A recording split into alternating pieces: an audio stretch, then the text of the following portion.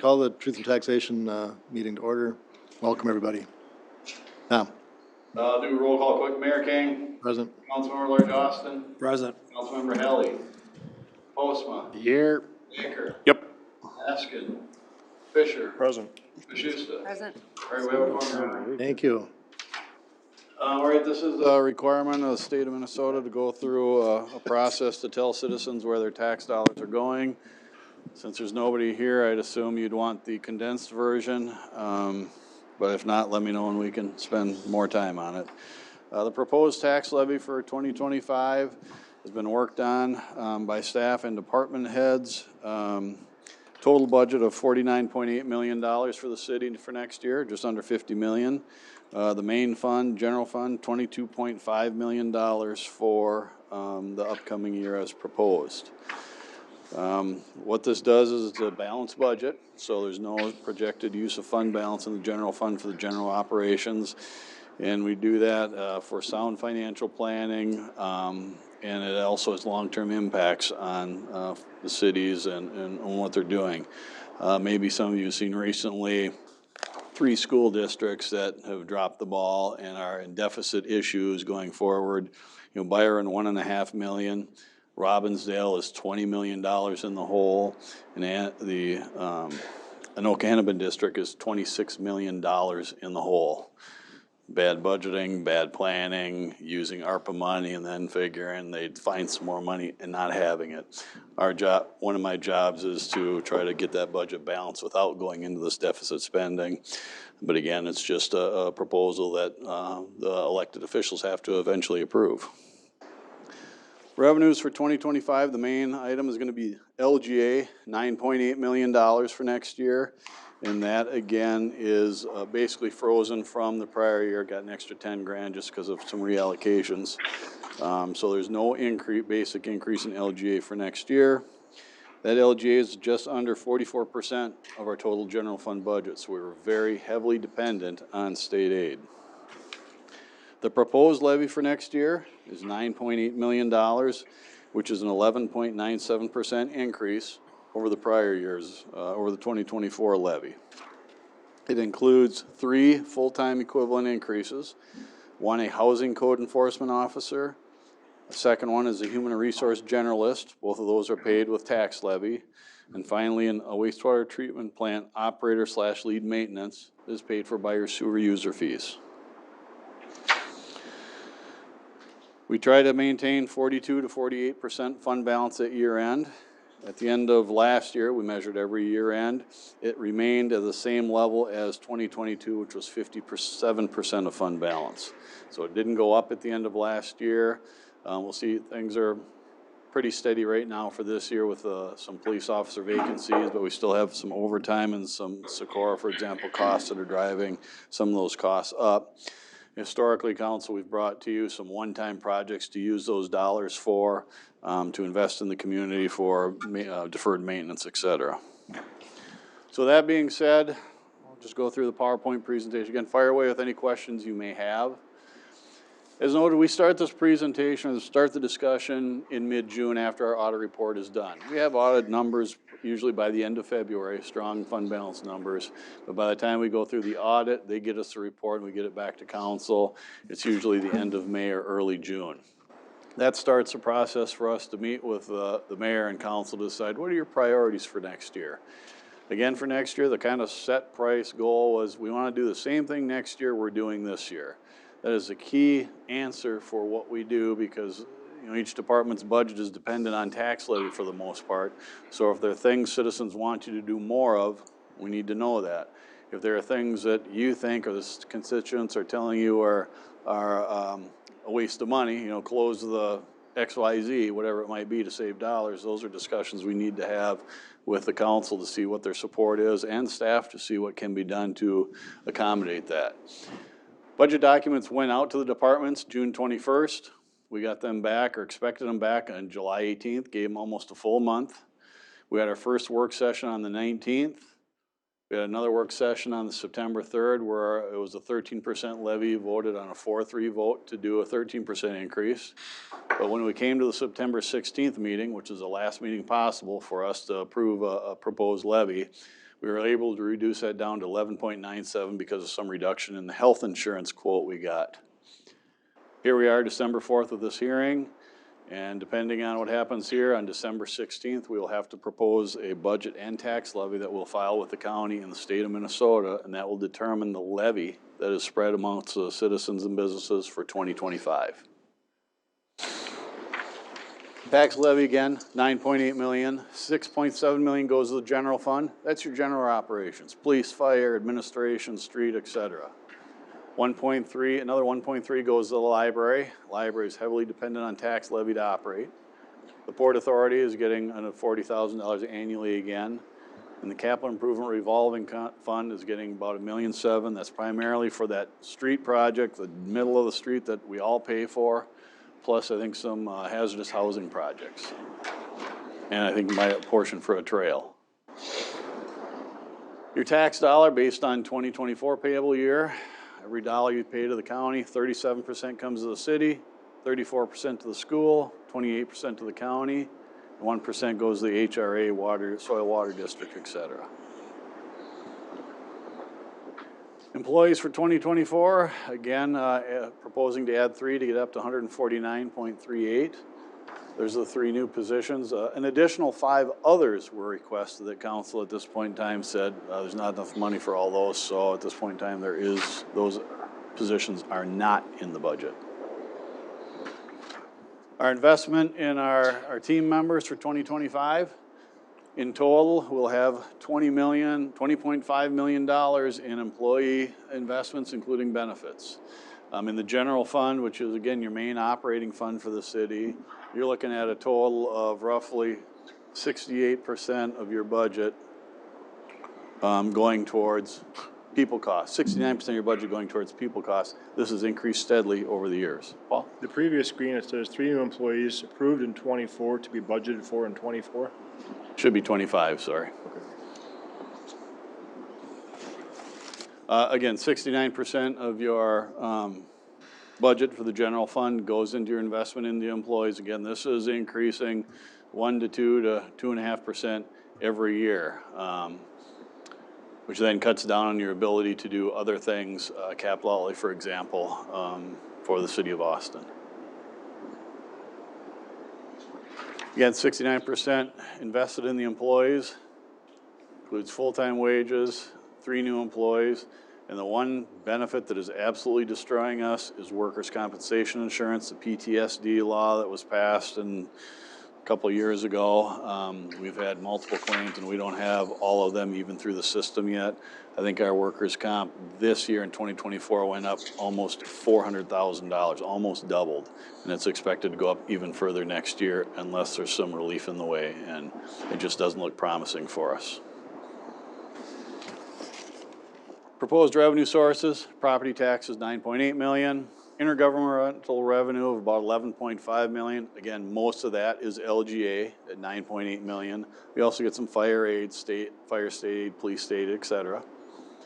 The enterprise fund revenue is primarily your sewer. You flush the toilet, we get a revenue stream coming in to help pay the bills, including probably about $2 million of debt on the new facility, principal and interest that comes due each year. It's at a great rate for us at 1.9%. I can earn 3 to 4% on our money right now, so there's no interest whatsoever to pay that off early. And we still have a couple $1 million to draw on that. Internal service fund revenue are dollars we pool together from every other department to pay bills. So our insurance, for example, we pull money from each department, put it in an internal service fund, and when the bill for insurance comes, we pay it right out of there. So it flows up and down based on the premiums, usually a year lag before we catch up to the current year's costs. But again, it's an easier way for governments to be able to pay bills and not have to spread each bill out to each department each month. Other revenue is just all other miscellaneous revenue. We get payment in lieu of taxes from the Austin utilities of just under $2 million, probably have $1 million plus in investment earnings in there, et cetera. Expenditures in the general fund, library fund, and rec programs fund. Public safety is by far our largest investment at $9.8 million, almost $9.9 million. That represents roughly 46% just over 40% of our total budget's there. Street and highways, culture and recreation each have over $4 million in budgeted expenditures. So between those three items, you're looking at 80% of our budget going to those three areas. Tax increment funds and internal service, enterprise funds, et cetera, kind of what we've gone over in the past. Internal service funds collecting from other internal departments to pay bills, insurance, put money aside for sick leave, computers, et cetera. The enterprise funds, most of that again is a sewer user fund. Also has stormwater utility district, that fee that comes on your utility bill each month. CIP revolving, primarily again the middle street down the road that we're paying for. Then tax increment funds of 560 grand. Those are specific developer agreements we have with Mill on Main, Hy-Vee, et cetera, where they pay all their taxes to us and we rebate them back for a certain number of years to help them build their facilities that they did.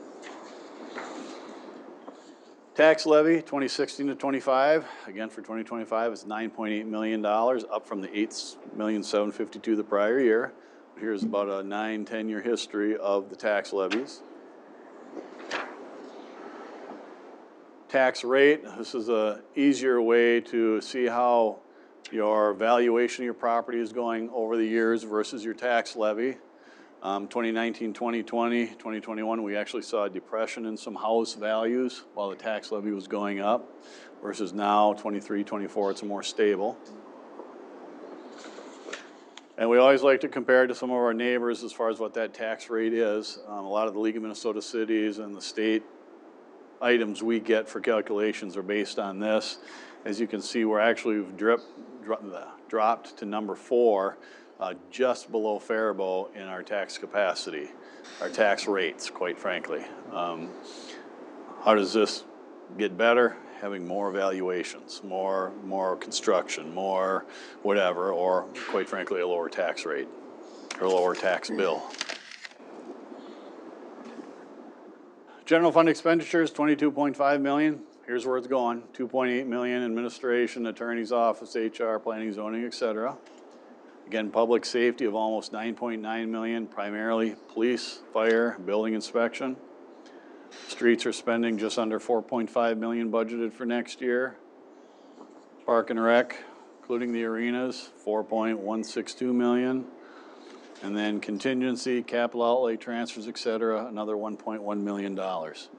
Capital outlay is actually down about $200,000 from prior years in order to get our tax levy down to 11.97%. Again, it's not a good trend we want to continue, but we're going to use some interest earnings from building fund to do some other projects, capital projects. Special revenue fund, recreation programs, $141,000 budget. This is an in and an out. There are no tax dollars going into it. It's the wrestling club, the basketball association, et cetera. In library, $1.6 million. Most of that's an investment in the employees at $1.2 million. Books, $144,000. That's $1.7 million is the total for those two special revenue funds. Debt service, we have no general obligation debt. The only debt we have is tax increment districts, again, developer rebates, where we said, hey, you build here, we'll give you your taxes back for X number of years. Proposing to spend about $560,000 next in 2025, giving back to primarily the big ones are Hy-Vee, Mill on Main. Those are the two big ones. Capital Improvement Fund, again, most of this is that road down the middle, $1.5 million of your tax levy is going to pay that middle that we don't assess to anybody.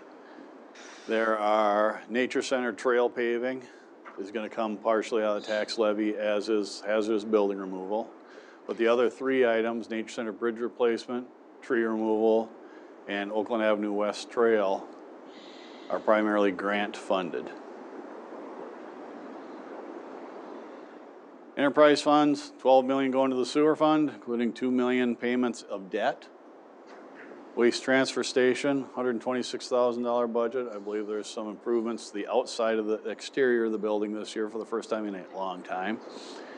And the stormwater utility district is proposed to bring in to spend just under $1.5 million. Again, $854,000 of that are improvements within street projects or improvements within the community. Port Authority, $930,000 budget. Again, this is a little overinflated because we technically own the Hormel Institute building. Okay, with that being said, there's depreciation on that building, so more than half of this budget is actual depreciation on a building we technically own but really don't have any operations in. But this is the Economic Development Fund for the city of Austin. It gets $40,000 of tax levy, otherwise the rest of the money comes from investment earnings or sales of property. Internal Service Fund, there are 4 departments or 4 funds within there. Central Garage Fund has a budget of just under $3 million. This is primarily where we pay the mechanics and we buy new dump trucks, snow plows, you name it. Computer Fund, MIS Administration, budget $326,000. This pays for our 1 person. This pays for our Logis contract, and also pays for capital outlay, computers, software, etc. Fire Fleet Replacement, 73 fund, has a budget of $240,000. Source of fund balance is $20,000 here, which means we're putting more revenue in than we have expenses. As you recall, this year we're spending $1.6 million on a fire truck. So we build it up and we spend it. We build it up and spend it. So this is kind of a up and down budget, and for the first time in a couple of years, it's considerably lower than the prior year budget. Then risk management, this handles our workers' comp insurance, health insurance, sick leave program for contract negotiations, about $3.9 million of expected expenditures there. What is $2.3 million in health insurance? Pardon? What are you covering with $2.3 million for health insurance? That's the projected dollars going out for premiums for premiums towards the covered lives. It's a balancing act compared with what we expect the dollars to come in. Again, it's somewhat of a crapshoot based on who's in the program and who's not in the program. Yeah, but if your premium's $1.5 million, why do you have a surplus going into a premium year of $2.3 million? What's the best way to explain that? The dollars expected to go out, what am I going to tell you on that one? No, we're levying for this tax for, in 2025, we're levying for health insurance at what, $1.5 million? So we've got the levy in place to cover the premiums. Why do we come into that with $2.3 million in a fund in advance of that? Because we're completely self-funded, aren't we? No. Or I mean, fully funded. Fully funded, yep. So I got $1.8 million of premiums going in from departments. I've got a couple $100,000 coming in from employee expenditures. Yeah. So what was that balance last year at this time? The balance. What was the balance? Well, you're saying there's a $2.3 million. Is that a fund? Is that fund that exists today? Yes. It's a fund that exists. So why do you need $2.3 million if you've got money that you're taxing to cover next year's expenditure? Will that fund go up or down? I expect that fund should come close to. It should go up a little bit to cover some of the losses this year. But what's the loss that the city incurs if it's a fully funded plan? Yeah, good point. I don't have a good answer for that right now, Jeff. Let me put it that way. Because couldn't you take that down by $1 million and reduce you could reduce the levy, take that thing, does it need to be there at $2.3 million? That's what I don't understand, Tom. Because it makes perfect sense if it's if you got a long tail on a self-funded plan, but shouldn't we be out of that by now? We've got our HSA contributions that are in addition to the premiums we've got. So right now I've got budgeted. You just look at that for me, Yeah, please. Pardon?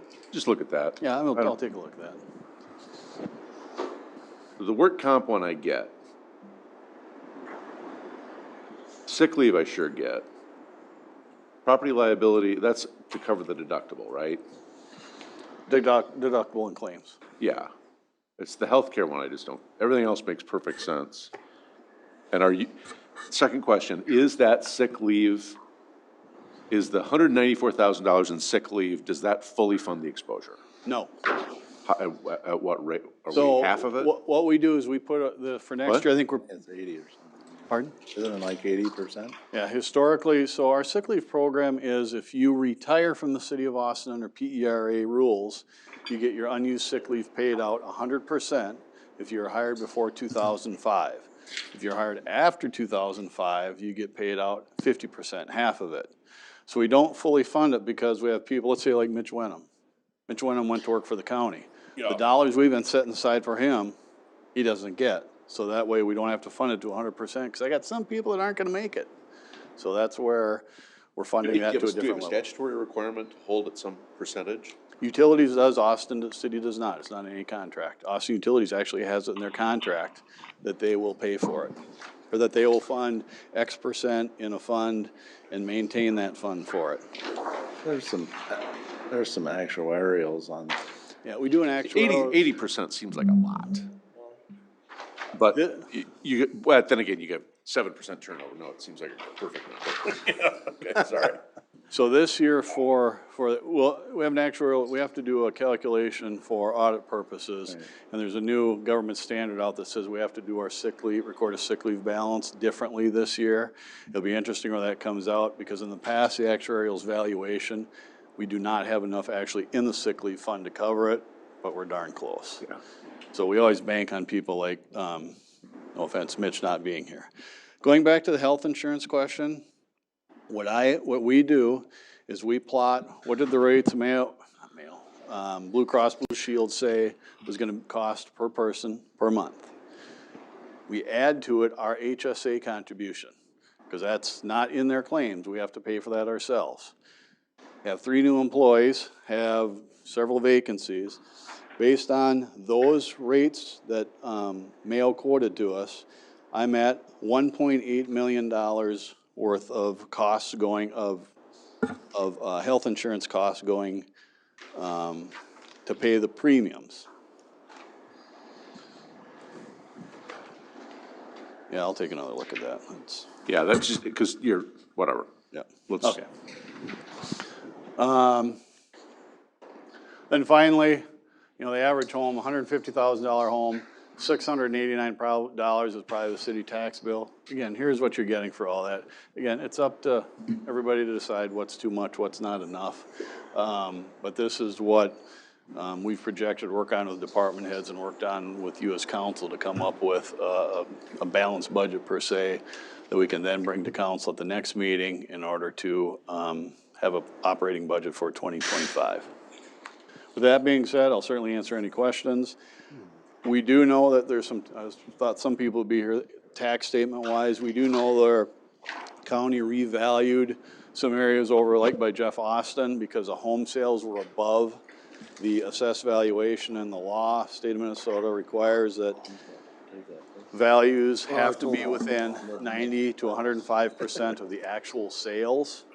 And that area was not. So we've seen, I went online to the truth and taxation statements, I've seen some 15, 18% double-digit increases on some of those taxes. For the most part, if your value stayed pretty much the same between city, county, school, I've seen 5 to 6% increases. But Yeah, no just to expound on what Tom said, my taxable value on my home, I'm roughly in the $150,000 value. The tax value went up a little over 10%. My county taxes went up 15.6%. City went up 20%. School went up almost 16%. My total tax bill went up 17.2%. So.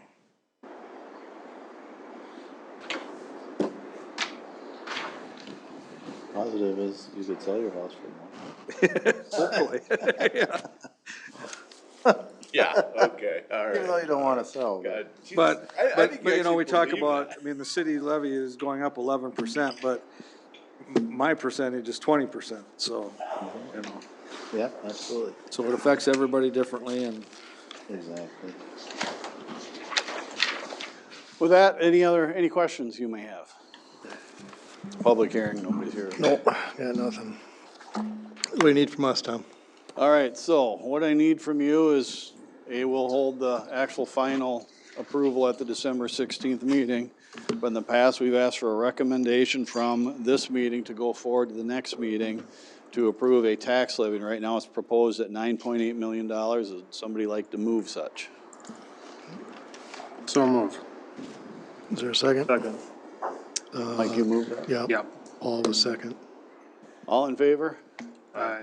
Opposed? Me, Who's opposed?